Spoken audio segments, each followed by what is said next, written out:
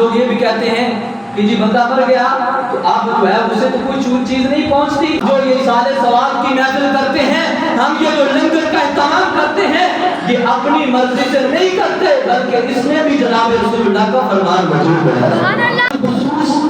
والدین کے حوالے سے میرے آقا صلی اللہ علیہ وسلم نے ارشاد فرمایا کہ ان کے 5 حق جو ہیں وہ ایسے ہیں کہ جو تم پر جو ہے وہ ضروری ہے, لازم ہے. ان حق کا ادا کرنا جو ہے وہ تم پر ضروری ہے. ان میں سے میرے آقا صلی اللہ علیہ وسلم نے ارشاد فرمایا کہ سب سے پہلا جو حق ہے, فرمایا کہ الصلاۃ علیہما, فرمایا اگر تمہارے ماں باپ فوت ہو جاتے ہیں تو پہلا حق یہ ہے کہ تم ان کی نماز جنازہ میں شرکت کرو, ان کی جو ہے وہ نماز جنازہ پڑھو, یہ پہلا تم پر حق ہے. اب بعض بندے ایسے بھی ہوتے ہیں کہ وہ ماں باپ فوت ہو جاتے ہیں تو وہ گھر میں کام کاج میں لگے ہوتے ہیں کہ مہمانوں کو کھانا کھلانا ہے, ہم نے جو ہے وہ انتظام سنبھالنا ہے, یہ کرنا ہے وہ کرنا ہے.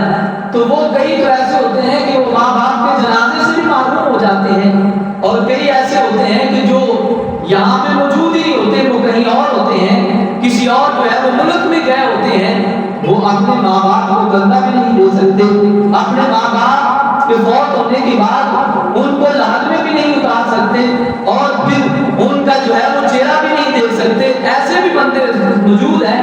لیکن حضور فرماتے ہیں پہلا حق یہ ہے کہ اگر تم مسلمان ہو, حضور کا کلمہ پڑھنے والے ہو, تو پھر پہلا حق یہ یاد رکھنا جب وہ مر جائیں تو ان کی نماز جنازہ میں ضرور تم نے شرکت کرنی ہے. اب دوسرا حق کیا ہے؟ سرکار مدینہ صلی اللہ علیہ وسلم ارشاد فرماتے ہیں کہ استغفار لہما, فرمایا نماز جنازہ تو ایک مرتبہ پڑھنی تھی, پڑھ لیا, ادا ہو چکی, لیکن فرمایا دوسرا حق جو ہے وہ اس سے بھی بڑھ کر ہے, فرمایا وہ ہمیشہ کرتے رہنا ہے, جب تک تم زندہ رہو وہ حق جو ہے وہ ادا کرتے رہو.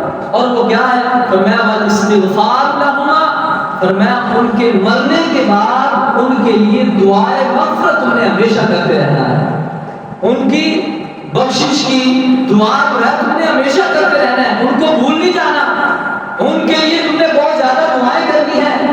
اب ایک ماں باپ جو ساری زندگی اپنے بچوں کے لیے وقف کر دے, نہ دھوپ دیکھے, نہ چھاں دیکھے, نہ گرمی دیکھے, نہ سردی دیکھے, نہ طبیعت کی بیماری دیکھے, نہ جو ہے طبیعت کی جو ہے وہ خوشحالی دیکھے, ہر حال میں وہ اپنے بچوں کے لیے محنت کرے, ان کو کما کے کھلائے, ان کی تربیت کے لیے, ان کے کھانے کے لیے جو ہے وہ رات دن محنت کرے.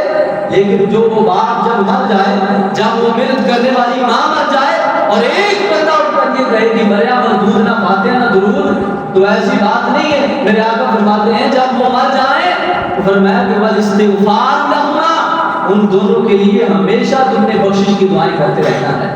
اور پھر آگے حدیث مبارکہ موجود ہے, اور مجدد دین ملت حضرت امام احمد رضا آپ نے جو ہے اس کو مطالعہ رضویہ میں نقل فرمایا ہے کہ سرکار مدینہ صلی اللہ علیہ وسلم ارشاد فرماتے ہیں, فرمایا جو بندہ, جو شخص اپنے ماں باپ کے لیے استغفار کرنا چھوڑ دیتا ہے, ان کے لیے دعا کرنا چھوڑ دیتا ہے, فرمایا رب ذوالجلال اس کے رزق کی برکت ختم فرما دیتا ہے, اس کے رزق میں تنگی آ جاتی ہے, اس کا رزق تنگ ہو جاتا ہے, ہزاروں لاکھوں روپے کماتا ہے لیکن برکت نہیں ہوتی. کیوں نہیں ہوتی؟ فرمایا کہ وہ اپنے ماں باپ کو اپنی دعاؤں میں بلا دیتا ہے.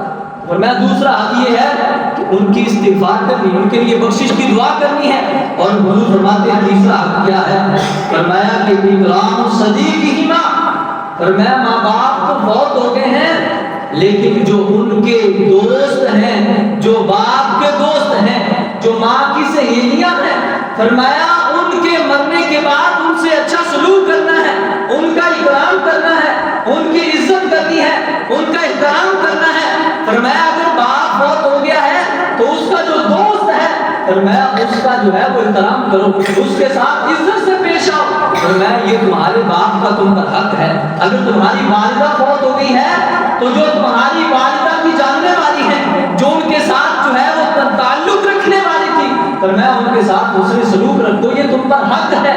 اور پھر چوتھا, سرکار مدینہ صلی اللہ علیہ وسلم ارشاد فرماتے ہیں انفاذ عہدہما, فرمایا جو تمہارے ماں باپ نے وعدے کیے ہیں جن کے لیے جو وعدے کیے ہیں فرمایا ان کے مرنے کے بعد ان کے وعدوں کو تم نے پورا کرنا ہے.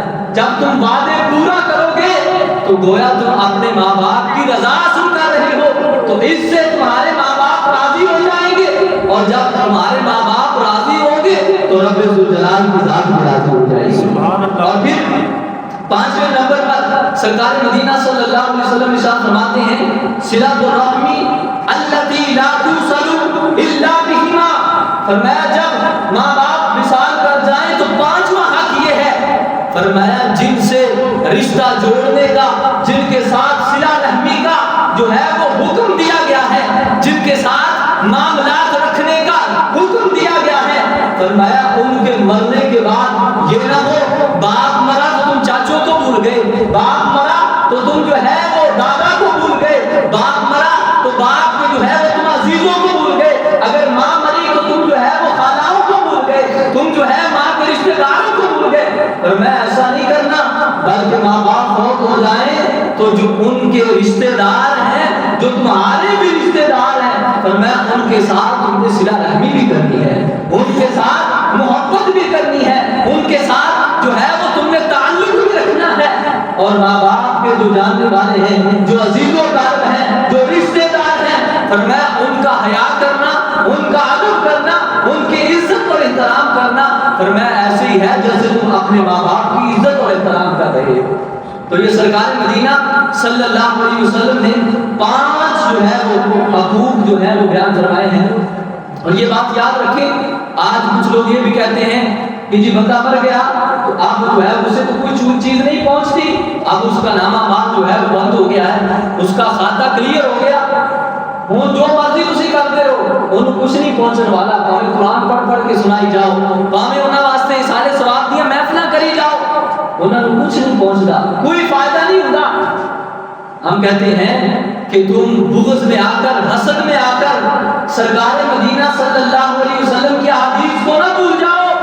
میرے آقا نبی اکرم نور مجسم صلی اللہ علیہ وسلم نے ارشاد فرمایا ہے, فرمایا جب بندہ فوت ہو جاتا ہے تو نامہ اعمال تو اس کا بند ہو گیا ہے, لیکن ابھی بھی کوئی چیزیں باقی ہیں جو مرنے کے بعد بھی بندے کو جو ہے وہ ثواب پہنچاتی رہتی ہیں, جو مرنے کے بعد بھی بندے کو فائدہ دیتی ہیں. کچھ ایسی چیزیں بھی موجود ہیں. اب کیا ہے, سرکار مدینہ صلی اللہ علیہ وسلم فرمانے لگے, فرمایا کہ اب یہ ہوتا ہے کہ ایک بندہ موجود ہے اور وہ مر گیا, فوت ہونے کے بعد اب وہ قبر میں پہنچتا ہے, تو جب قبر میں پہنچا تو کیا ہوا, رب ذوالجلال نے, وہ گناہگار تھا یا نیک تھا, اب رب ذوالجلال نے اس کے مقام کو بلند کیا, اللہ رب کائنات نے اس کے درجے کو بلند کر دیا. اب وہ بیٹھا جو ہے وہ قبر میں ہے, قبر میں لیٹا ہوا ہے, اب اس کا نامہ اعمال کا کھاتہ کلیئر ہو گیا ہے, اب جو ہے وہ خود کوئی عمل نہیں کرنے والا. لیکن سرکار مدینہ صلی اللہ علیہ وسلم کا فرمان سن لیجئے, میرے آقا فرماتے ہیں جب جو ہے وہ قبر میں موجود تھا, اچانک اس کا جب درجہ بلند ہوتا ہے, اللہ اسے بلندی عطا فرماتا ہے, اللہ اس کو جو ہے مقام عطا فرماتا ہے, تو وہ عرض کرتا ہے باری تعالیٰ یہ کیسا معاملہ ہے, میرے تو اعمال ختم ہو گئے, میں اعمال نہیں کر سکتا, لیکن یہ رتبہ مجھے کہاں سے ملا. تو رب ذوالجلال فرماتا ہے, آواز آتی ہے اے بندے, فرمایا یہ جو تیرا ہم نے درجہ بلند کیا ہے, فرمایا اس وجہ سے بلند کیا ہے کہ دنیا میں تیری نیک اولاد موجود تھی جس نے تجھے بلایا نہیں, تیرے مرنے کے بعد تیرے لیے دعائے استغفار کی, ہم نے اس دعائے استغفار کی وجہ سے تیرا درجہ بلند فرما دیا. اگر آپ جاگ رہے ہیں تو بلند آواز سے سبحان اللہ. ہم لاہور سے یہاں پر 5 گھنٹے کا سفر کر کے آئے ہیں تو ہم نہیں تھکے, اور آپ یہاں پر جو ہے وہ 1 گھنٹے سے بیٹھے ہوئے تھک گئے ہیں. آپ کا ذوق جو ہے مجھے نظر آنا چاہیے. میں جلدی مائک چھوڑ دوں گا, میری عادت نہیں ہے کہ آپ محتاج ہیں اور میں بولتا چلا جاؤں. جب تک آپ جو ہے وہ صحیح سلامت بیٹھے رہیں گے میں گفتگو کروں گا. اگر آپ حاضر دماغ یہاں پہ مسجد میں حاضر بیٹھے, کیونکہ کچھ لوگ ایسے بھی ہوتے ہیں نا بیٹھے مسجد ہوتے ہیں لیکن انہوں کا دماغ کتنے اور ہوتا ہے. اگر مسجد میں بیٹھے ہوئے ہیں یہاں پہ حاضر ہیں تو پھر بلند آواز سے سبحان اللہ تو کہیں نا. فرماتے ہیں جس کے سامنے حدیث رسول بیان کی جائے اور آگے سن کے جو ہے وہ بے قدری کرتے, जनाब रसूलुल्लाह का फरमान, मेरे आका की शान का तुम्हें अंदाजा नहीं है कि हुजूर का मकाम क्या है और हुजूर की हदीस का मकाम क्या है, इसका रुतबा क्या है।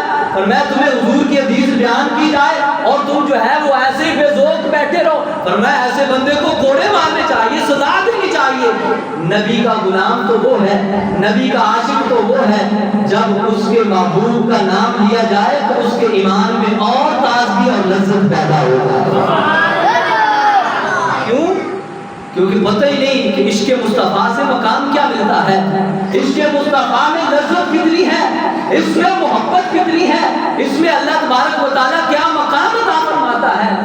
इसी वजह से किसी ने खूब कहा ना कि शराब इश्क़ अहमद में कुछ ऐसी कैफ़ो मस्ती है कि जो नबी सल्लल्लाहु अलैहि वसल्लम के इश्क़ का जाम है, इसकी मस्ती कैसी है। शराब इश्क़ अहमद में कुछ ऐसी कैफ़ो मस्ती है, जान देकर भी एक दो बूंद मिल जाए तो सस्ती है। सुभान अल्लाह। जान देकर अगर एक दो बूंद जो है वो इश्क़ मुस्तफ़ा का मिल जाए फिर भी सौदा सस्ता है कि नबी सल्लल्लाहु अलैहि वसल्लम का इश्क़ मिल रहा है।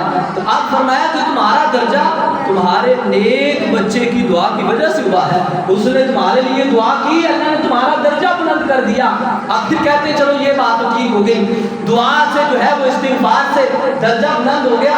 अब तो तुम नजर नियाज देते हो, आज जैसे जो है हम यहाँ पे बैठे हैं और तुम जो इसाले सवाब की महफिल को सजा लेते हो, तुम जो है वो देगे पका लेते हो, तुम जो है उनके लिए इहतमाम करते हो, इंतजाम करते हो। अब ये कहाँ से आ गया? अब मैयत ने थोड़ा खाना खा के पेट भर के तुम चले जाते हो, जो है तुम जो है वो सामने खत्म इतनी चीजें रख देते हो, पेट तुम्हारा भर गया, खाना तुमने खा लिया और कहते हो जी ये मैयत का इशारे सवाब है, ये कैसी बात है। तो हम कहते हैं हमारा मजहब, हमारा अकीदा इतना सुचा और आला है कि हर बात पर कुरान और हदीस से दलील मौजूद है। हम जो ये इशारे सवाब की महफिल करते हैं, हम ये जो लंगर का इस्तेमाल करते हैं, ये अपनी मर्जी से नहीं करते, बल्कि इसमें भी जनाब रसूलुल्लाह का फरमान मौजूद है। सुभान अल्लाह। पूरा दवा से कहें सुभान अल्लाह।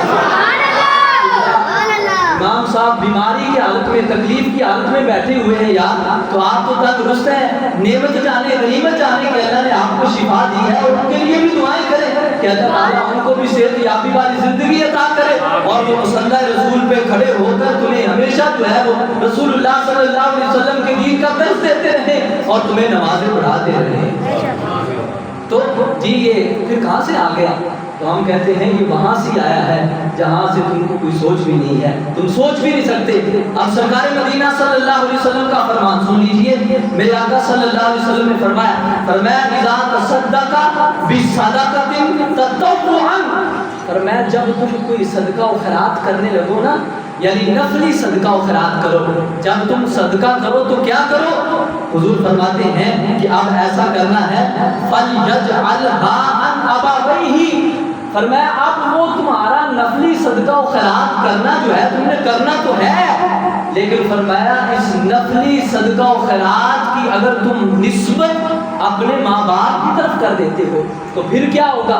फरमाया सदका और खैरात किया, देग पकाई, लंगर बांटा और उसका इसाले सवाब अपने माँ बाप की तरफ कर दिया। ये जो मैं नजरों न्याज दे रहा हूँ ये मेरे बाप की तरफ से है, ये मेरे माँ की तरफ से है। फरमाया आप रब्बे जुल जलाल तुम्हें जो है वो क्या अता फरमाएगा और उनको क्या अता फरमाएगा? फरमाया फलयजअलहा अन अबावैहि, अब माँ बाप की तरफ निस्बत कर दी तो फरमाया फयकूनु लहुमा अजरुहुमा, फरमाया रब्बे जुल जलाल ये तुम्हारा सदका करना जो है फरमाया ये जाया नहीं फरमाएगा, बल्कि इसका सवाब रब्बे कायनात तुम्हारे माँ बाप को अता फरमाएगा। और यहाँ पे बात खत्म नहीं हो जाती कि माँ बाप को तो सवाब मिल गया, माँ बाप को रब्बे जुल जलाल ने अजर दे दिया, अब जो सदका कर रहा है इसको क्या मिल रहा है? इसने माँ बाप के लिए किया, माँ बाप को तो अजर मिल गया, लेकिन औलाद के लिए क्या है? मेरे आका फरमाते हैं औलाद परेशान ना हो, फरमाया कि वला यनकिसु मिन अजरिही शैया, फरमाया रब्बे जुल जलाल ने माँ बाप को भी अजर दे दिया और रब्बे कायनात ने औलाद के अजर से भी कोई सवाब कम नहीं किया, रब्बे कायनात ने औलाद को भी सवाब अता फरमाया। फरमाया माँ बाप को کو تو رب کائنات نے اجر عطا فرمانا ہی ہے کہ اس نے سارے ثواب کیا، ان کی طرف نسبت کی، لیکن فرمایا رب ذوالجلال نے اولاد کو بھی اجر عطا فرمایا ہے، اولاد کو بھی ثواب عطا فرمایا ہے۔ اچھا یہ بات ٹھیک ہو گئی، ہن تسی قبراں دے اوتے پھل پانے بھی شروع کر دیتے ہیں۔ تسی اگر داتا صاحب جاندے ہو، بابا فرید مزار تے جاندے ہو، اوتھے بھی پھل پانے لگ جاندے ہو۔ اگر تسی ماں باپ نوں دفناندے ہو، بہن بھائی نوں دفناندے ہو تے اوتھے بھی قبراں تے پھل پان لگ پے ہو۔ اے تسی کتھوں مسئلہ نواں ہی کڈ لیا کہ قبراں دے اوتے پھل پانے شروع کر دیتے ہیں؟ اے نیا مسئلہ کتھوں آ گیا؟ تو ہم کہتے ہیں یہ بھی کوئی نیا مسئلہ نہیں ہے، یہ بھی آج سے 1400 سال پہلے کا مسئلہ ہے۔ سبحان اللہ۔ اگر نہیں سمجھ آئی تو چپ رہیں، سمجھ آئیے تو سبحان اللہ۔ میرے آقا صلی اللہ علیہ وسلم کے زمانہ مبارک کا یہ مسئلہ ہے۔ اب یہ حدیث مبارکہ جو میں آپ کے سامنے پیش کرنے لگا ہوں، سرکار مدینہ صلی اللہ علیہ وسلم کا یہ فرمان، یہ صحیح بخاری جو کہتے ہیں نا ہم بخاری پڑھتے ہیں، بخاری پڑھ کے سناتے ہیں، یہ صحیح بخاری میں 6 مرتبہ حدیث مبارکہ آئی ہے۔ کتنی مرتبہ آئی ہے؟ بولے 6 مرتبہ آئی ہے۔ کتنی مرتبہ آئے ہیں؟ 6 مرتبہ آئی ہے۔ ہم کہتے ہیں بخاری شریف کی حدیث ہے، مسلم میں بھی موجود ہے، امام احمد بن حنبل نے بھی اس کو روایت کیا ہے، میرے ہاتھ میں موجود ہے۔ یہ دیکھیں امام احمد بن حنبل کی مسند میرے ہاتھ میں موجود ہے، اس میں بھی موجود ہے، اور امام طبرانی نے بھی اس کو روایت کیا ہے، یعنی کثیر محدثین نے اس کو روایت کیا ہے۔ ہم کہتے چلو تم کہتے جی بخاری کا جو ہے وہ بڑا مقام ہے، قرآن کے بعد جو ہے وہ بخاری صحیح ہے، اس کا جو ہے وہ ساری کتابوں سے زیادہ مرتبہ ہے، تو ہم کہتے ہیں تم بخاری سے لے لو، یہ 6 مرتبہ حدیث مبارکہ کو بیان کیا گیا ہے۔ جو قبروں پہ پھول ڈالنا ہے، قبروں پہ جو ہے وہ یہ پتیاں رکھنا ہے، یہ عام ہمارا عقیدہ نہیں، بلکہ سرکار مدینہ صلی اللہ علیہ وسلم نے خود عمل کیا ہے۔ تم بخاری پڑھتے ہو، ضرور پڑھتے ہو، لیکن کبھی بخاری کو عشق مصطفیٰ سے بھی پڑھ لیا کرو۔ اسی وجہ سے بزرگ کیا فرماتے ہیں کہ بنا عشق نبی کے جو پڑھتے ہیں بخاری، کہ بخاری تو پڑھتے ہیں لیکن عشق نہیں ہوتا، نبی صلی اللہ علیہ وسلم کی محبت نہیں ہوتی۔ بخاری پڑھتے ہیں کہ نکالنے کہ نبی کو یہ غیب کا علم نہیں، نبی کو یہاں پہ رب نے ڈالا، نبی کو یہ نہیں خبر، یہ نہیں خبر، یہ نہیں خبر۔ ہم کہتے ہیں بنا عشق نبی کے جو پڑھتے ہیں بخاری، آتا ہے بخار ان کو بھئی آتی نہیں بخاری۔ کہا عشق نبی کے بغیر اگر بخاری شریف کو پڑھو گے تو تمہیں بخار چڑھ جائے گا، اور اگر یہی کتاب عشق مصطفیٰ سے پڑھو گے تو کئیوں کو عشق نبی کا بخار چڑھا گا۔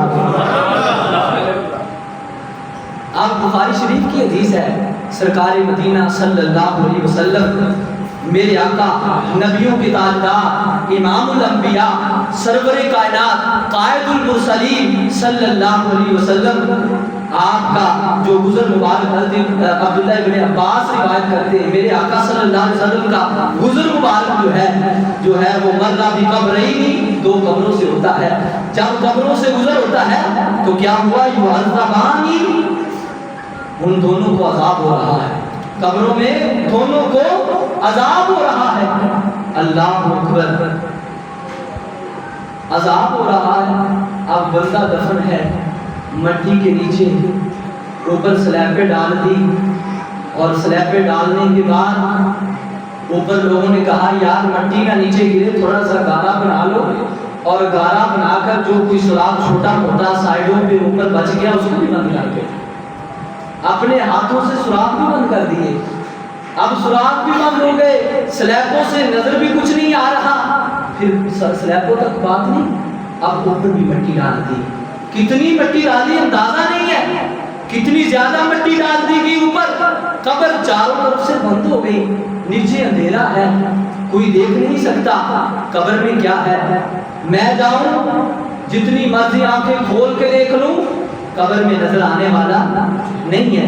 ان کے مفتی کو بھیجو، لاما صاحب جائیں قبر میں دیکھ کر آئیں، قبر سے باہر سے کچھ نظر آتا ہے؟ نہیں جی، قبر چکی نظر آ سکتا ہے، قبر تے بند ہے، قبر تے میں ہے ہی کچھ نہیں، قبر کس طرح نظر آئے گا؟ تھلے تک بندہ بیاہ تے سارا مٹی آ گئی، یہ ہوگی وہ ہوگی، تمہیں کیوں نہیں نظر آتا؟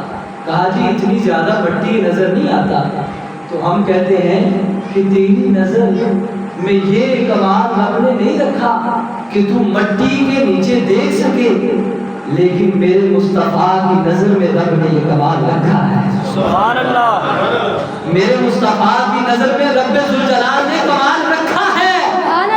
حضور اگر چاہے تو ہزاروں من مٹی اوپر پڑی ہو، اور حضور اگر توجہ فرمائے تو قبر میں مردے کو بھی دیکھ سکتے ہیں، اور جو مردے کے ساتھ کیفیت ہو سکتی ہو رہی ہے رب ذوالجلال کے حبیب اسے بھی مشاہدہ کرتا. تو ہم کہتے ہیں جب تیری نظر مصطفیٰ کی نظر جیسی نہیں ہے، جب تیری نظر مصطفیٰ کی نظر جیسی نہیں ہے تو کم وقت تو مصطفیٰ جیسا کیسے ہو سکتا ہے؟ نہیں سمجھ آئی لگتا ہے آپ؟ سبحان اللہ. یعنی آپ کے علاقے میں لگتا ہے کہ لوگ نبی کو اپنے جیسا سمجھتے ہیں اور آپ چپ رہتے ہیں. میرا خیال یہی ہے، کیونکہ اگر آپ یہ نہ سمجھتے ہوتے تو پھر بلند آواز سے سبحان اللہ تو کہتے رہے. یار اتنا بڑا میں نے جملہ بولا اور آپ نے جو ہے سبحان اللہ کو ہضم کر لیا. شاید گھر جا کے بولیں گے کہ گھر والوں کے لیے بھی بچا کے کہیں گے یار وعدہ کر کے آئے کہ ہم گھر آ کے اونچی آواز سے سبحان اللہ ضرور کہیں گے. تو ہم کہتے ہیں تیری نظر میں یہ کمال نہیں ہے، مصطفیٰ کی نظر میں رب نے یہ کمال رکھا ہے. اور اگر تیری نظر مصطفیٰ کی نظر جیسی نہیں ہو سکتی تو مصطفیٰ جیسا کیسے ہو سکتا ہے؟ میرے مصطفیٰ کی مثال تو رب نے کائنات میں پیدا نہیں فرمائی. اب کیا ہوا؟ حضور فرماتے ہیں کہ دونوں کو عذاب ہو رہا ہے. اور میں نے قبر میں دیکھا اور حضور صلی اللہ علیہ وسلم فرماتے ہیں کہ انما لا يعذبان وما يعذبان في كبير. فرمایا عذاب کوئی بڑی چیز کی وجہ سے نہیں ہو رہا کہ انہوں نے کوئی جو ہے وہ بہت بڑا جو ہے وہ کوئی کام کیا ہو تو اس کی وجہ سے عذاب ہو رہا ہو. اب کسی بھی چیز کو حقیر نہیں جاننا چاہیے، چاہے کوئی چھوٹی چیز ہو چاہے بڑی ہو. نیکی نیکی ہے. میرے آقا فرماتے ہیں اگرچہ وہ نیکی جو ہے وہ چھوٹی ہو، کھجور کی گٹلی جو ہے یہ بھی صدقہ کرنا، فرمایا اس کو بھی حقیر نہ جانو. بعض اوقات یہ بھی ہو سکتا ہے کہ یہ ایک کھجور کی گٹلی صدقہ کرنے سے اللہ تمہیں معاف فرما دے. کہ کسی چیز کو چھوٹا نہیں سمجھنا چاہیے. اسی وجہ سے سرکار مدینہ صلی اللہ علیہ وسلم کی بارگاہ ہے. حضور صلی اللہ علیہ وسلم اپنے صحابہ میں تشریف فرما ہے. سرکار مدینہ صلی اللہ علیہ وسلم کی جو ہے وہ پاس ایک جنازہ گزرا. اب یہ بھی آگے یہاں پہ جو بخاری شریف کی حدیث ہے اس سے آگے والے باب میں یہ حدیث بارکہ ہے. جب جنازہ گزرا نا تو لوگ کہنے لگے یار یہ بہت اچھا بندہ ہے، یہ بہت نیک بندہ ہے. تو سرکار مدینہ صلی اللہ علیہ وسلم نے فرمایا وجبت. اب پھر ایک اور جنازہ گزرتا ہے تو لوگ کہنے لگے یار یہ بہت برا بندہ ہے، یہ بہت جو ہے وہ شریر بندہ ہے. میرے آقا نے فرمایا وجبت. اب جو دیوانے مستانے پروانے حضور کے غلام بیٹھے تھے یا رسول اللہ وجبت وجبت کیا واجب ہو گیا؟ تو سرکار مدینہ صلی اللہ علیہ وسلم نے فرمایا جب وہ بندہ گزرا، میت گزری، تم نے کہا یہ بڑا نیک بندہ ہے تو اللہ تعالیٰ نے اس پر جنت واجب فرما دی. جب وہ دوسرا شخص گزرا تم نے کہا یہ بہت برا بندہ ہے تو اللہ تعالیٰ نے جہنم واجب فرما دی. کیونکہ فرمایا زمین میں اللہ تعالیٰ نے تمہیں گواہ بنایا ہے، اگر اس کی نیکی کی تم گواہی دیتے ہو تو رب ذوالجلال جو ہے اس بندے کو جنت عطا فرما دے گا. اب کوئی بھی جنازہ گزرے، کوئی فوت ہو جائے، تمہارا دوست ہو، بھائی ہو، مرنے کے بعد ایک عیب نہ بیان کیا کرو بلکہ اس کی نیکیوں کو بیان کیا کرو، بلکہ اس کے اچھے اعمال کو بیان کیا کرو. تو اب سرکار مدینہ صلی اللہ علیہ وسلم نے فرمایا کسی بڑی چیز کی وجہ سے عذاب نہیں ہو رہا تھا بلکہ حضور فرماتے ہیں ان پر جو عذاب ہو رہا ہے، فرمایا اما احدہما فکانا، فرمایا ان میں سے جو پہلا ہے فرمایا وہ بندہ ہے کہ جو ہے وہ پیشاب سے نہیں بچتا تھا، جو پیشاب کے چھینٹوں سے نہیں بچتا تھا، ایسے ہی جو ہے وہ پیشاب کرتا تھا، چھینٹے اوپر پڑ جاتے تھے. اور جو آج لباس جو ہے وہ سنت کے مطابق نہیں پہنتے ان کے لیے بہت بڑا سبق ہے کہ جب وہ بیت الخلاء میں جاتے ہیں یا قضاء حاجت کے لیے بیٹھتے ہیں تو لباس اتنا تنگ ہوتا ہے کہ وہ صحیح طریقے سے لباس جو ہے اپنا نیچے نہیں کر سکتے یا پھر صحیح طرح سے ان کا لباس کلوز نہیں ہوتا. تو جب وہ جو ہے وہ قضاء حاجت سے فارغ ہو جاتے ہیں تو اس وقت بھی کئی قطرے جو ہیں وہ بدن پہ کپڑوں پہ لگ جاتے ہیں. لیکن فرمایا کہ ایک تو جو ہے وہ پیشاب سے نہیں بچتا تھا اور دوسرا فرمایا کہ وہ چگلی کیا کرتا تھا، लोगों की गिबत बयान किया करता था, उनके पीठ पीछे लोगों के जो है वो बुरे बुरे जो है उनकी बातें बताया करता था, उनकी चुगलियां करता था। फरमाया इन वजह से इन दोनों पर अजाब हो रहा है। अब जो अगली बात मैं करने जा रहा हूँ, मेरे आका सल्लल्लाहु अलैहि वसल्लम ने जो है वो तन लकड़ी को मंगवाया, सब्ज लकड़ी को मंगवाकर, शाख को मंगवाकर हुजूर सल्लल्लाहु अलैहि वसल्लम ने 2 टुकड़े किए और टुकड़े करके हुजूर सल्लल्लाहु अलैहि वसल्लम ने एक कब्र पे रख दिया और दूसरा टुकड़ा जो है वो दूसरी कब्र पे रख दिया। और सरकार मदीना सल्लल्लाहु अलैहि वसल्लम फरमाने लगे, फरमाया जब तक ये सब्ज रहेगी रब्बे कायनात इससे अज़ाब में तखफीफ फरमाएगा, इसका अज़ाब जो है वो दूर फरमाएगा।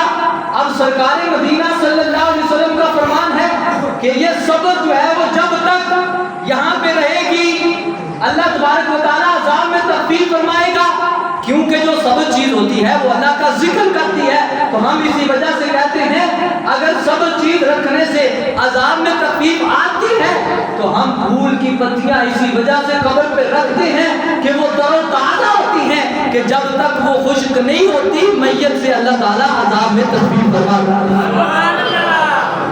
फरमाया ये फूल की पत्तियां रखना ये कोई ऐसी वैसी बात नहीं है, बल्कि सरकार मदीना सल्लल्लाहु अलैहि वसल्लम के फरमान से मौजूद है। अच्छा, ये बात मैं यहाँ पे खत्म कर रहा हूँ क्योंकि लाइट भी चली गई है, गर्मी भी है और आपका वक्त भी जो है वो बहुत ज़्यादा हो गया है। तो यहाँ पे एक दो बातें सिर्फ मैं आखिर में जो है वो आपके हवाले से और ये साले सवाब के हवाले से जिक्र करके जो है वो बात को खत्म करता हूँ, क्योंकि अक्सर लोग ये होते हैं कि उनको गली मोहल्ले में अगर घेर दिया जाएगा, यार ये तुम 3 का कदम दिला रहे हो, तुम ये कर रहे हो वो कर रहे हो, ये सहाबा किराम के ज़माने में नहीं था, ये तुमने नई बिदअत को शुरू कर दिया। हमारे बंदे कहते चलो अच्छा ऐसा करांगे, मौलवी साहब को पहले पूछेंगे फिर तुम जवाब देंगे, लेकिन कम से कम अपने अकीदे को इतना तो मजबूत रखें कि अगर कोई बद अकीदा आपसे सवाल करे तो उसका फौरन आप जवाब दे दें। अब आप तीसरे का खत्म कराते हैं, कुर्बानी कराते हैं, ये किस कहाँ से साबित है? तो सहाबा किराम फरमाते हैं जब नजाशी उसका विसाल हुआ, सही हदीस है, जब उसका विसाल हुआ तो मेरे आका सल्लल्लाहु अलैहि वसल्लम को इस बात की खबर हुई तो सरकारी मदीना सल्लल्लाहु अलैहि वसल्लम ने सहाबा किराम से फरमाया मेरे सहाबा, अब पहला दिन है जिस दिन उसका जो है वो नजाशी का जो है विसाल होता है, वो पहला दिन है।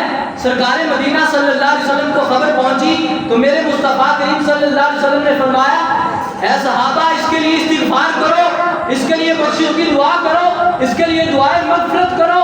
तो हम कहते हैं अब पहला दिन है, सरकार मदीना सल्लल्लाहु अलैहि वसल्लम ने अपने सहाबा से फरमाया इनकी मग़फ़िरत के लिए दुआ करो।